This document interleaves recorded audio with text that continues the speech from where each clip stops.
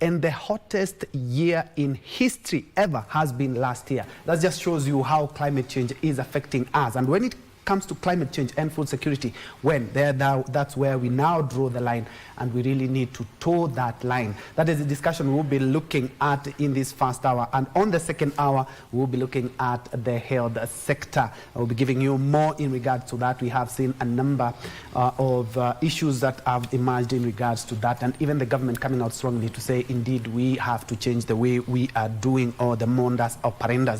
But first things first, allow me to rope in my panel of guests this morning, beginning from my immediate left. From my immediate left, we have Joseph Mbada.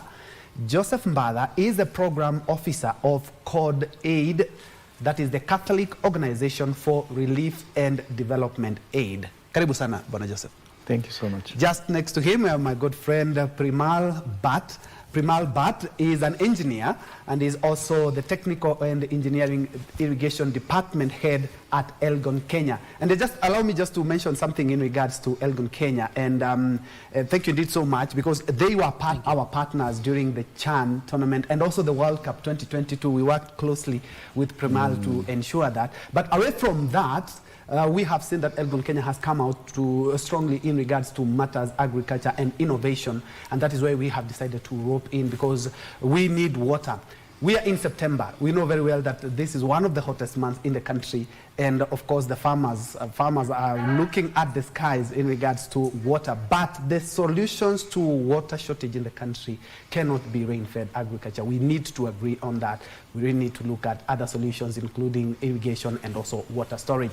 Gentlemen, karibuni sana. Yeah. Thank you. To begin with you, I'll be very honest with you, Bwana Joseph Mbada. I've worked with the Catholic organization. And of course, and also was instrumental in the setting up of Capuchin TV. I've also done something for Caritas, but I've never had the Catholic arm that touches on matters relief and development aid. That is Code Aid. Kindly just shed some light in regards to that. Okay, so what is interesting, by the way, Caritas is also very strong on humanitarian assistance now and development, but we are partners with Caritas. We have almost the same origin with the Caritas fraternity. But Catholic Organization for Relief and Development Aid, Code Aid, was established in Kenya. We came in 1999, then formally registered in 2001. We are headquartered in Netherlands, but we have country offices across the globe. And we have a dual mandate. One you mentioned correctly is humanitarian assistance, and then the second component is development work. We've done a lot since our inception. We've been in resilience building, we've been in water, health, peace and security, quite extensively. But right now, as we realign our priorities with what is needed most, the people we work with, we now focus, Code generally focuses on three things. What we call sustainable agri-food systems, where both climate change and food security falls under. And then we have health. And then we have peace and conflict resolution. Yeah. And you'll be telling us what you are doing in regards to climate change and food security, especially uko mashinani. Yes. Primal, I'm looking at farming in Kenya. We do rely heavily on rain-fed. Yep. And with rainy seasons becoming so unpredictable, in the last, I believe, in the last 5 years, it has been terrible. Yep. What are the immediate practical solutions to a farmer in the hotter regions of the country? So you see, we have rain. Okay, it's a short rain and long rain. If we practicing the water harvest, even on a dry season, water harvesting by collecting, channeling, and placing the water in a safe place with the dam liner, where you can avoid even water seeping in the soil, that one will give you extra another 2, 3, 4, or 5 months even on agriculture practicing, where you can, even on the dry season, with the help of the technology, irrigation, drip lines, you can still produce the food stuff, which is also government initiative, for food safety towards. So while harvesting, you need to see proper guidance where the water channel to be prepared, where the water intake to be, where to avoid the soil erosions, and channeling all those water somewhere safely. Yes, and we'll be looking at water solutions, including drip irrigation, because this is a game changer in regards to the 70 to 90% water saving with the drip. With drip irrigation. With drip Thank you very irrigation. much. Let's first of all cross. Thank you, Abdiaziz Hashim, live from State House here in Nairobi. Abdiaziz Hashim, also my partner right here on Newscheck, just giving us a brief on what has just transpired. The 9 foreign envoys' credentials have been presented to the president, mentioning Indonesia, Spain, Finland, Canada, Congo, Sweden, Israel, and Slovak, just to mention a few. And because of the interest of time, and Abdi has really covered a lot of ground in regards to that process, but the president has urged all those envoys to foster bilateral relations with Kenya and their native countries as well. More details on that, we'll be having a detailed report in our 1 p.m. and subsequent bulletin. But just in case you just joined us earlier on, before we crossed over to State House Nairobi, I had been engaging 2 climate change and food security experts to just delve into the issue of food security and climate change. Just a quick reintroduction. Just next to me, we have Joseph Mbada, who is the program officer at CODAID. If you don't know what CODAID is Catholic Organization for Relief and Development Aid. And just next to him, we have Primal Bhatt. Primal is also from the head of Technical Engineering Irrigation section from Elgon, Kenya, who are experts in not only matters agriculture but also farm implements as well. And gentlemen, we were watching what was happening at State House Nairobi. Finland, my colleague has mentioned Finland, and we also mentioned Finland right here. We'll be talking about that, Joseph. But I would want us to just cover the ground. How does climate change solutions partnerships enhance effective addressing food security and climate change? You have mentioned about some project you had in the northern part of Kenya. Yes. Tell us about this partnership, because we have one with Finland, just like our colleague has mentioned. Yeah. So you see, it's also government initiatives like Mama Doing Good is from our First Lady, Mama Rachel Ruto. She's empowering the women farmers, especially the small farmers, giving us the technologies, the informations, empowering that. Together with that one, the many NGOs right now doing, like as my brother Joseph mentioned, there are the Finlands, there are the other NGOs, they are coming direct to the private sector partnership. They given us the dam liners on coast-to-coast basis. So they are encouraging the small farmers to have a water reservoir or water pan to use in dry spell, and to sustain the harsh environmental things. Used together with the drip irrigation and mulch paper, you save 70 to 90% of water, meaning you are still surviving, and plus product you can still sell in the markets. So on the northern parts where we are doing on there are around 150 hectares. Yes, there are some of the refugee camps, some of our farmers. We are catching the water catchment area where we are preparing the reservoirs. From reservoirs, the water will pump back to the farming with the community. Community initiatives and involvements is very, it must be on proper stage to fulfill these requirements. And is it a game changer? Because you're talking about the northeastern part of Kenya, which is largely known to be arid. Yes, because you see, most of when it's rain, it's flooding everywhere. After a week or 10 days, you can't even find a drop of water around.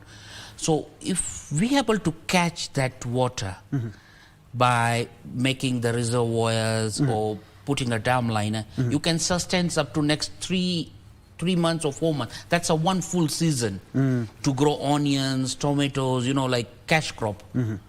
You can still survive, will still sustain that. And it will be the game changer. It will give you the more employment.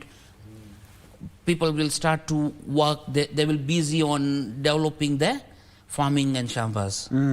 Yep. And Mbada, you've mentioned that there's something you worked with the government of Finland, and I do remember when the head of state was here about 2 months ago, he did mention something in regards to water and food security. Maybe you care to explain more? Yeah, but before I do that, let me just pick up on what Mal said.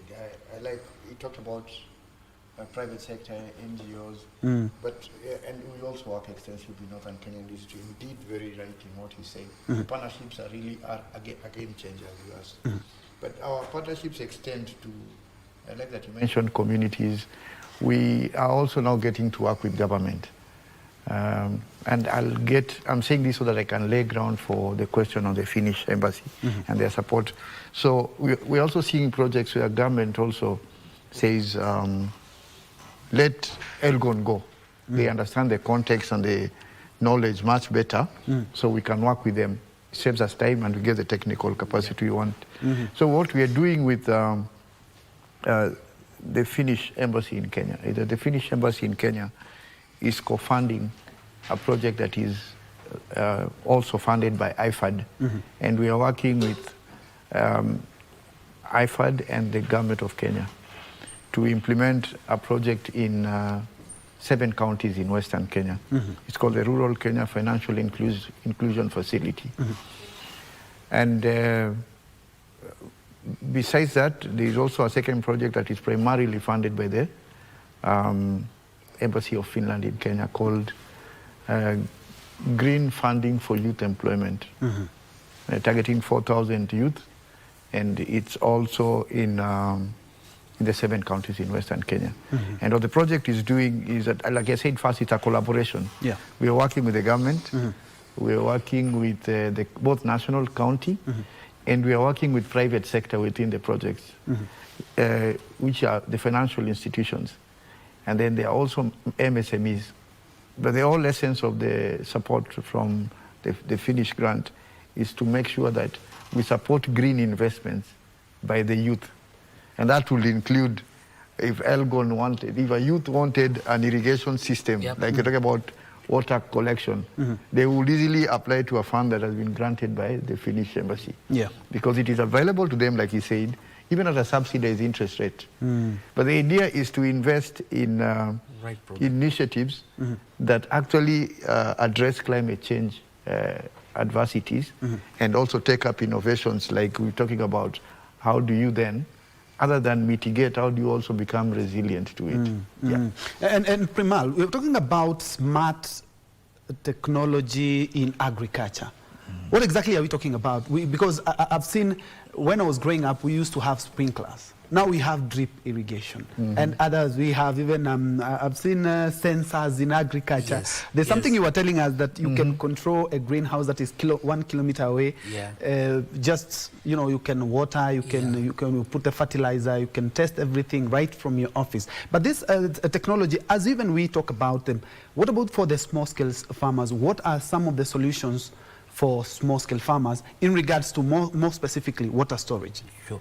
So, Elgon Kenya, it's operating in country since 1898. I'm talking plus 125 years. So, our directors and Kantaria family come with the initiative. It's called KATIC. That's Kantaria Agriculture Technology and Innovation Center. Collaborate with Nairobi University. You're talking about the partnerships. Partnerships.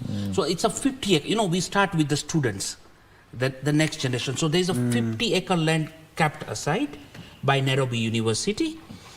They has the exhibitions, innovation center. So like students have some innovation, bring it to the Elgon. We will further take it to the farmers because we have the big farmer base. Let's talk about the small farmers, how we are serving. So like you see, the farmers small farmers are scattered everywhere. Like you see, if you see the floriculture or horticulture, is the Naivasha, Timau, the specific. But the small farmers are scattered.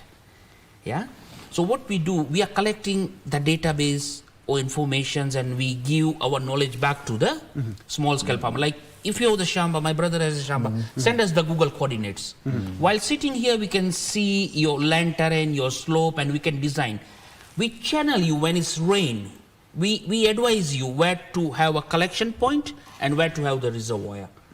From the Google Earth, we see the slope, we lantern and everything, and we say, now, this is now your farmlands. Okay, advice is free, of course, there's nothing charged, it's completely free.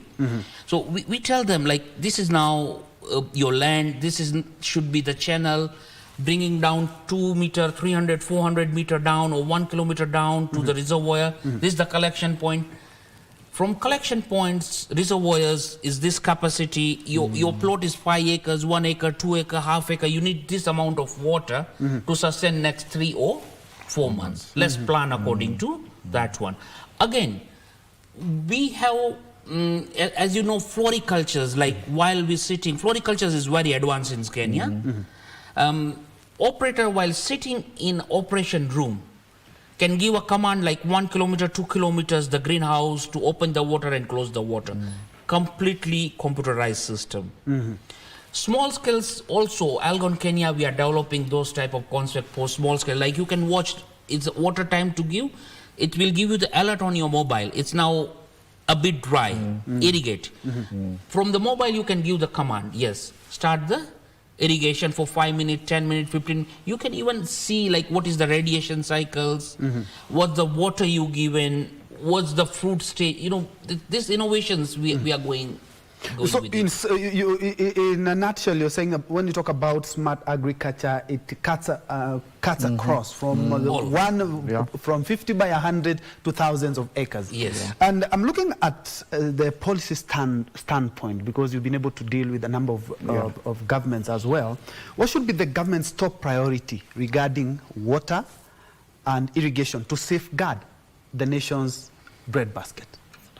Because we know very well, when we talk about maize, we know we're talking about some parts in Nyanza and in the Rift. We talk about certain crops. But if you ask me, we should be taking advantage, for lack of a better word, taking advantage of our different soils and our different climates as well. I think Female already answered that question. I think there is a first question you asked him, what can we do? I think the government's... I'm talking about the policy part. The policy part, yes. So let me tell you something. The government has a number of policies. It has a policy on the development of arid and semi-arid areas. There's a agricultural strategy paper in place now. And they have a Climate Change Act now. They know they've also signed on, related to climate change, national indices, nationally determined contributions on how to reduce.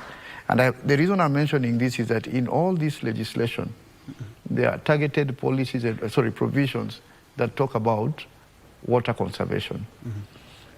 We also have the Water Act, and it also goes as far ahead as developing water resource users at ground level, and even gives provisions on what you can or cannot do along with water bodies. But for me, the question is not really the policy position, because the policy position, like in many other areas in Kenya, is quite enriched. I think the problem comes in when it comes to... Okay, so just a minute, we need to check your microphone. There's something you wanted to talk about, Prima? Yeah, so let me add one more point, what you said. Like irrigations, you know, it's mostly we see is imported, it's a bit costly. You know, that concept is, we need to get people awareness that it's not that cost now. Because we have local manufacturing unit.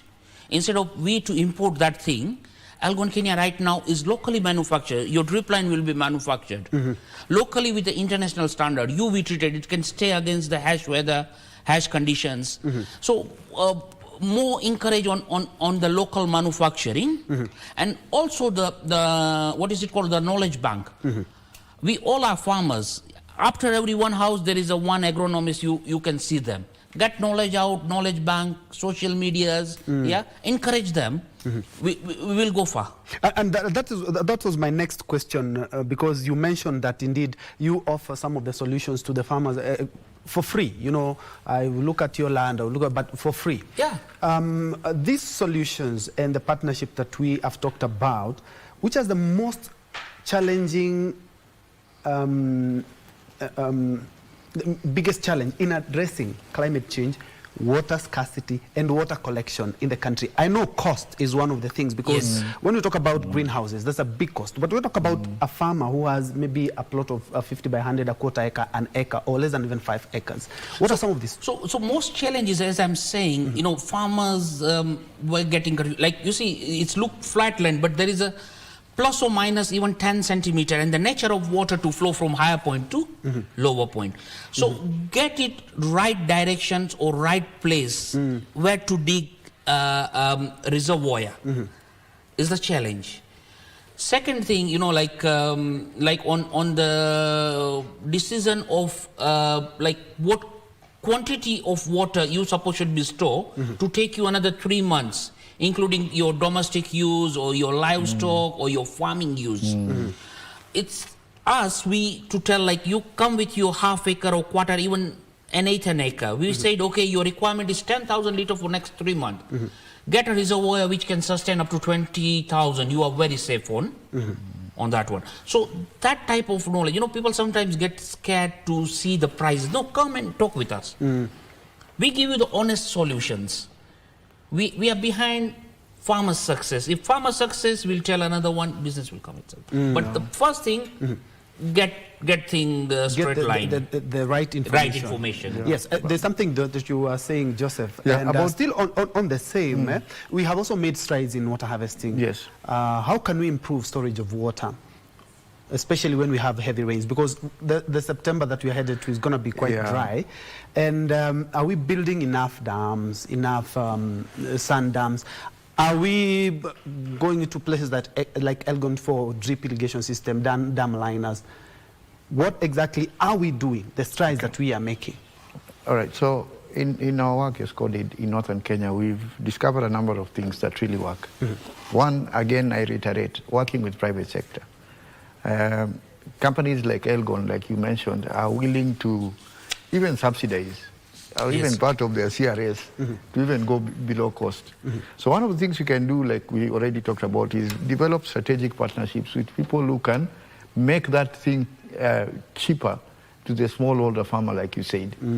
So there is the issue of collaboration. Are we doing enough there? We are getting there. At least now we are seeing a lot of partnerships with people that we would not have expected to be together. Engineering firms, research institutes, government, NGOs, and of course community. Community organizations. So number one is the collaboration. Number two, I have seen that communities are also getting together. So now it's no longer about my half an acre farm and your half an acre farm. We can all say, listen, let's have a common community water reservoir. And they are doing that. And you know what is interesting is that when they start, that private sector comes in and says, well, I can give a tank or I can give some level of infrastructure. And because the community manages it, probably at a small fee, you know, for maintenance, the community is able to pay back the private investor and they get their return on investment. The government also chips in some subsidy because it is their responsibility, both national and county. So we are seeing innovations. We are seeing even youth groups deciding we want to have sufficient and quality quantities of water, but we want to commercialize it. And they get together with people like Elgon, you know. They don't need, okay, they need the government, of course, but you have water resource associations also. So what I'm saying is that we are doing well. We could do more. But it is definitely much better than leaving it all to the gods. Because the water is still draining. See, as you said, see the 5 years ago where we've been and where right now. It's much better. We are still on a course of moving. We are better right now, but not yet on that level. Yeah, like I really appreciate Mr. Joseph, what he said, his partnership with the private sectors, with the government and communities. All are participating right now, and we will reach there. Like, it's moving somewhere. Yeah, still on the same, Primal, I'm looking at there's often a competition for water, and we have seen you have a small shamba, even here in urban centers, we have a small space. We've seen people even using the sacks, you know, hydroponics as well. there's competition for water between agriculture, industry, and also growing for domestic use. How do we ensure the small scale holder or farmer who grows our food is not left behind in this competition? Yeah. So I agree what my brother Joseph is saying. Joseph is saying community come together. Have the community reservoir. Yeah, community reservoir will sustain us. Like you want to go 1 acre. He's saying with the small fee, no problem. Get meter to every shamba with the community. Dig the reservoirs, get the water rain fed, channel it, and like you use 10 cubic meter, you charge us for that one. I use 20 cubic meter, let him charge me 20 cubic meter. So the community role here, you know, we can't just say it's this person's job or that. It's a collective responsibility for all of us. Yeah.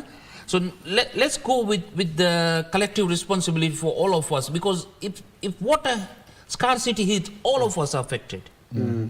It's not like that I stay here. No, you will feel everywhere. You will feel it. So the community, it's the best, as he said. Get it on community base. Yeah, Joseph, I was really wound up. I would like to pick your mind on your last segments, and I began this segment by saying that the hottest 10 years in history have been the last 10 years, and the hottest year in history has been last year. We've had 29 COP conferences. Yeah, but we still, the temperatures keep rising. Yes. But I would like to pick your mind on the future of water collection and what we need to do as Kenya, just like we've talked about communities, now as a country, to ensure that the food security that we have been able to maintain, we are not there yet, but we can improve and maybe be self-sufficient. Okay. So do you want me to go first on COP, the 29, or? I'm saying we've had so many conferences, including the African Summit that was here in Nairobi. I always say COP also has made some headways, but COP is based on the UN Framework Convention on Climate Change, UNFCCC. And like I always, like we had a conversation, it's not legally binding. So, I mean, it is more of, I am your friend and I don't want to look bad, so I'll do that. It's what we actually base the nationally determined contributions on. But, and it has a lot of issues. And as many issues as you will find in any COP conference. Okay. The way forward, because of interest of time. I mean, way forward, COP is really progressive. I wish people would make their commitments and people will be candid when they are negotiating. And we will not be giving one and then taking with another. Primal? Yeah. So what happened here? Let's be... have the collective responsibility. We can't throw to one another. Give the proper quality, encourage the local manufacture, give proper material. It's a dam liner 0.5 mm, 0.7 mm, 1 mm. Large scale go with the 1 mm dam liner, technicality. Give proper technical advice where the farmer can sustain it. Yes. Don't have the over budget or under budget. Give proper advice. Keep plus or minus 5-10%, and 100% success. Yeah. Thank you.